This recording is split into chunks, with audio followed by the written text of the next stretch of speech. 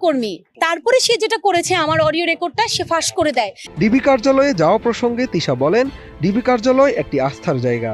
যারা সাইবার বুলিংয়ের শিকার হন, বিশেষ করে তারকারা এখানে আসেন। হারুন স্যারের সাহায্য নেন, তিনিও ব্যতিক্রম নন। ডিবি অফিস একটা আস্থার জায়গা এবং আমরা সব ক্ষেত্রে সব প্ল্যাটফর্মের মানুষ যারা বিপদে পড়ি বা স্পেশালি আমরা সাইবার বুলিং এবং হ্যারাসমেন্টের শিকার হই, তারা স্পেশালি আমাদের অনেক তারকারাই এখানে আসে। এদিকে সাংবাদিকদের হুমকি দেওয়ার ঘটনার পরে ক্ষমা চেয়ে ফেসবুকে একটি পোস্ট দিয়েছিলেন তিশা, কিন্তু পরে তা ডিলিট করে দেন। এ বিষয়ে তিশা বলেন, তিনি যেটা নিয়ে লিখেছিলেন সেটা নিয়েও অনেক বুলিং হচ্ছিল। সেটার কারণ হচ্ছে আমি যে দেখছিলাম সেটা নিয়েও অনেক বুলিং হচ্ছিল। আচ্ছা, সেটা নিয়ে অনেক বুলিং হচ্ছিল, তখন আমার কাছে মনে হয়েছে যে আসলে এই একটা স্ট্যাটাসই আসলে ইনাফ না। তবে তিশার সাম্প্রতিক এসব মন্তব্য ও কর্মকাণ্ডে